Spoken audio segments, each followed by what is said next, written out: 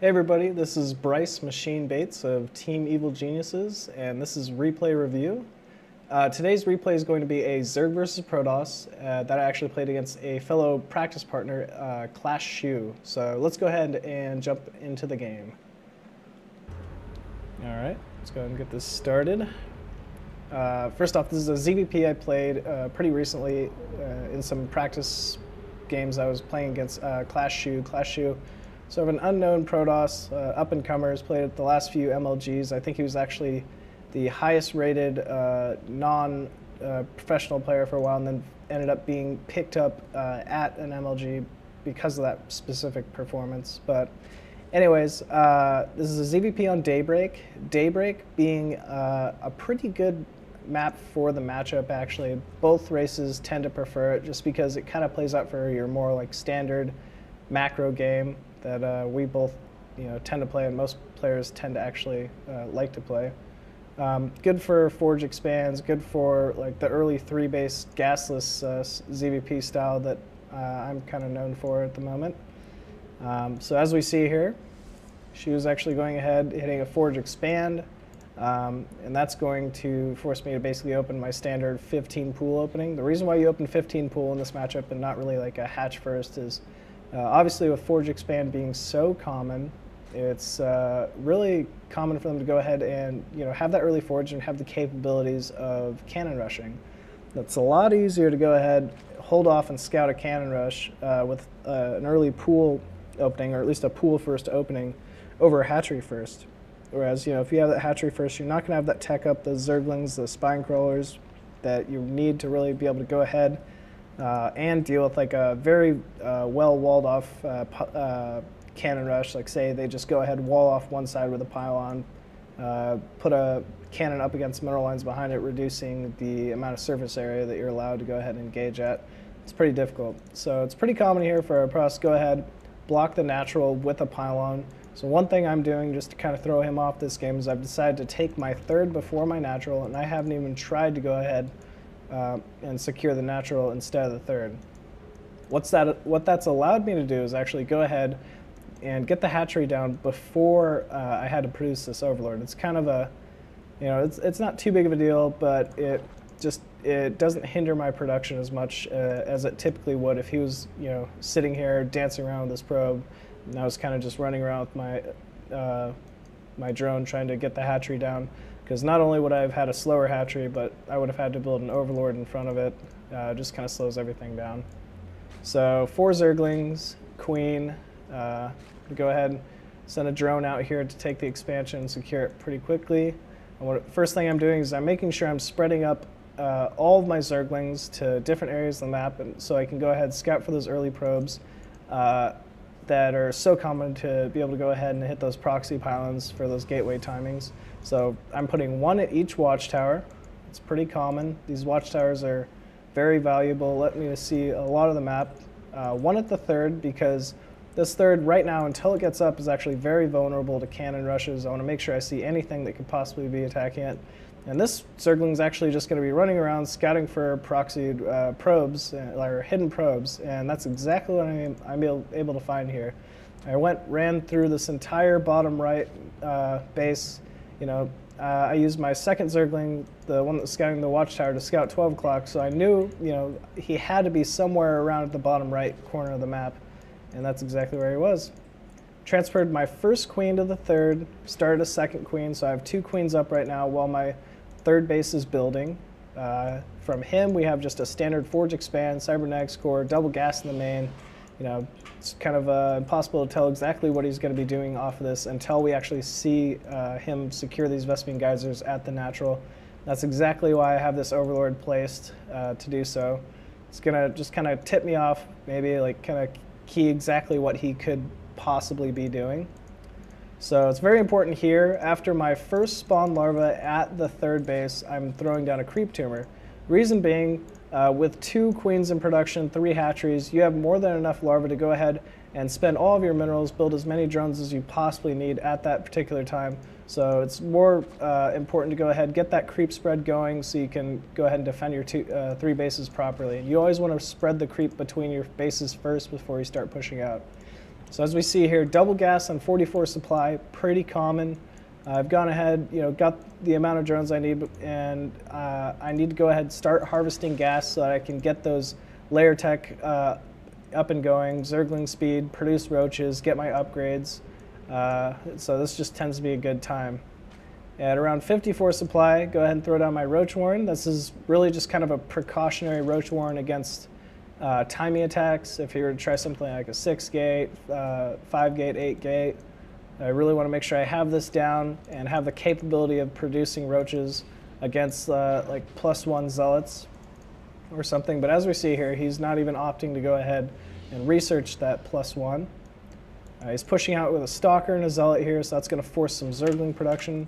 As we see here, I should have a few zerglings on the map. Yeah, 8 zerglings should be more than enough along with this queen. Go ahead, fend this off. And I try to surround the stalker. I'm actually able to do so. That's huge. Stalkers are extremely gas heavy, and just not a unit that a Protoss really wants to lose this early on. And just by going ahead following the stalker, I'm actually able to just go ahead, chase that off, and just deal with this timing attack efficiently. Got my 4th queen going. Took both the Vespene Geysers at my natural as well after my layer is almost complete. I have zergling speed. The next thing should be, armor. So it goes layer first with your first 100 gas, zergling speed with your second, and then armor with your next 150. Now this 4th queen, I know I only have 3 hatcheries, so a lot of people are thinking, oh, is this just defense or precautionary? And yes, it's actually a 4th queen at this 3rd that's able to go ahead and defend against early Stargate play and also allow myself some better creep spread. So right now, as we see here, he's gone ahead, gotten early Stargate. He's not really committing a whole lot of resources to producing that because as we can see here, he's thrown down another 3 gateways, robotics facility. So he's definitely teching off this, and he's just using this Void Ray and these Phoenixes for map control. He's able to pick off some overlords. You'll notice he's able to go ahead, force spores in both my main, natural, and 3rd. So I really need to just kind of be wary here. Don't let my queens get too far off creep, where he's able to go ahead, use the Gravitron beam, pick them up, and kill off my queens just with these Void Rays. He's also able to go ahead, get air superiority, get map control by reducing my overlords. So he's allowing himself the possibility later of being able to hit maybe some warp prism timings in my main just by reducing that vision I have. And so as we see here, one queen wandering a little bit too far. This is my creep spread queen. I've got a macro hatch in the main. This armor is about to finish, roach speed. And basically, I know that the common sort of reaction for a Protoss player once they open this Void Ray and these Phoenix timing is they have to go ahead and use this to secure a 3rd. It's the only reason. Like most Zergs, though, would think, my opponent's going Void Ray, he has all this air tech up, I need some way to deal with this. I need either Hydralisks or I need Infestors. But what I'm saying is, as you'll notice, I don't even have the Vespene Geysers at my 3rd here. Both Hydralisks and Infestors are very gas-intensive units. They take a lot of resources for not really a whole lot of return, at least initially. So what I'm actually opting to do is go ahead, ignore the Void Ray and the Phoenixes completely, and say, I'm going to go ahead, stick with my normal plan, and my whole plan and my whole timing attack here is just go ahead and eliminate this 3rd or prevent the production of a 3rd. Because I know once I hit this around this 160 supply mark, my armor kicks in and I have Burrow. He doesn't have really an observer, or he either is not going to have an observer or the units plus the Void Rays to really deal with this roach timing and hold the 3rd simultaneously. So I go ahead and eliminate the cannons, so I'm allowing myself the possibility of Burrow, and I scout all of his sentries and Colossus moving in here, and these honestly just look like a lot of very high resource countered units. I need to try and eliminate these if I can possibly. So I'm going ahead, still continuing with my rallied roach, pick off the Nexus, and I'm trying to surround the Colossus to reduce the total splash that he's able to get against my roaches, and then eliminate the sentries. I'm trying to just pretty much ignore these stalkers. They aren't nearly as expensive to me. These sentries have been accumulating energy, so picking these off is a pretty big deal for me, and I'm actually able to go ahead and do so. So once I've eliminated all the sentries, picking off stalkers doesn't isn't nearly as important to me. I was able to do the damage that I wanted to by going ahead, eliminating this Nexus at the third. And now I can go ahead opt to take the Vespene Geysers at my third, drone up a tad more, and go ahead and start my tech. So I've gone ahead, started a second evolution chamber so I can run 2 upgrades at the same time. Spire, because I was able to go ahead, scout that Colossus production, and I'm opting to also take a 4th at the same time. So now, you know, whenever you get caught on a really roach-centric composition, you need to try to trade very constantly and very efficiently. Roaches are good in just about every single way except for one. They cost 2 supply. So late game, if you're playing ZvP and you have a good 40 roaches, and the Protoss player is almost maxed, they're always going to be getting efficient engagements. So for now, until I can really kind of change out of this roach-centric composition, I need to try to be trading constantly, be constantly being aggressive, and basically just trying to pick off the really resource-heavy units, whether they're Sentries, Colossus, or Immortals. So I'm able to go ahead here and try to split him up. I'm running around with my Zerglings, trying to delay this Nexus once again, while at the same time just kind of poking him with these roaches, forcing him to make decisions. So right now I realize this Nexus is about to fall. I can go ahead and just retreat with my roaches here and focus on trying to hold my 4th. So the Nexus does fall at the very end of my Zergling production, and now he has 2 choices. He can either go ahead, try to secure this 3rd again, or he can hit a timing. So the first thing I need to be thinking is I need to go ahead and secure this 4th, this 3rd, any way possible. So I'm going to go ahead, probably transfer some drone here. Yeah, take the Vespene Geysers at it. And meanwhile, I've gone ahead, started my hive tech, started my infestation pit, pathogen glands on the way, and I'm also, if you notice here, starting corruptor production. Now these corruptors are purely just to go ahead and deal with any possible Colossus timing that could be hitting after I've gone ahead and secured my 4th here. So also producing a lot of spines, just trying to give myself that sort of static defense against any sort of engagement. Him knowing this has decided to go ahead and actually just double expand at the same time. That's a very smart decision, especially against what he's up against, you know, because I would have been ready with the corruptors, have spines in production, spores. It would have been very difficult for him to go ahead and break me right now. But now, once again, I'm maxed. I have my 4th base up. I'm trying to go ahead and lair will be complete here soon, in which case I can go ahead and start my Greater Spire. Yep, immediately. Adrenal glands and 3/3 upgrades. But once again, I'm stuck on this maxed roach basic centric army. I need to go ahead and try to get another trade. So that's exactly what I do here. I need to get rid of these so I can really just kind of focus more on the infestor corruptor broodlord composition with maybe just some Zerglings trickled in for defense. So I'm actually able to go ahead here, get some good trades. These roaches are basically useless to me. What I'm really trying to focus down are these Colossus, the Immortals, and the Void Rays and the Phoenixes, and that's exactly what I'm able to kill. So once again, he's just stuck with this sort of stalker-centric army without any sentry count, no Colossus. Things are really looking good for me. There's no way he has any possibility of hitting me with a counter right now.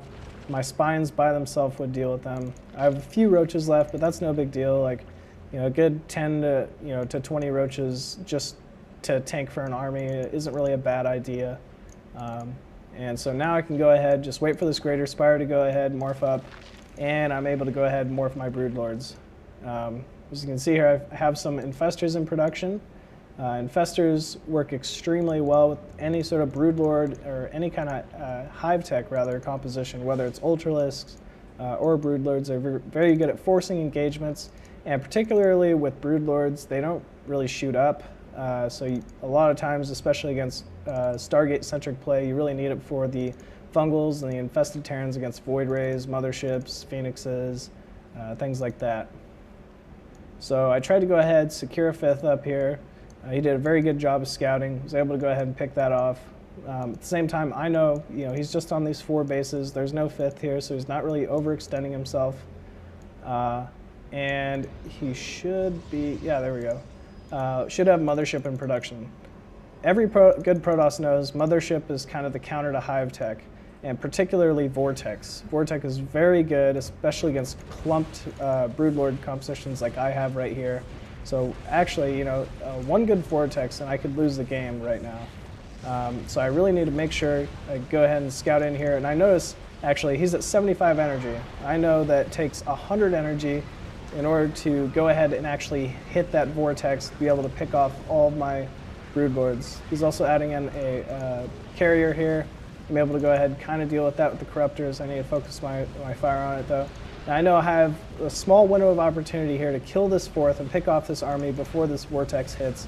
And then I am either going to be forced to go retreat, or he could even possibly just kill my army. But as is, I went ahead, killed the 4th, was able to just completely demolish his army. This mothership was eventually going to fall, and he still was unable to go ahead and hit that Vortex, just 5 energy off. And so that kind of just forced the game. All right, guys. Once again, my name is Bryce Machine Bates, and this has been a replay review. If you guys enjoyed this, go ahead and check out this and more at evilgeniuses.net. There's a lot of replay reviews featuring myself, Idra, Huck, a lot of great players. So go ahead and check it out. Thank you, guys.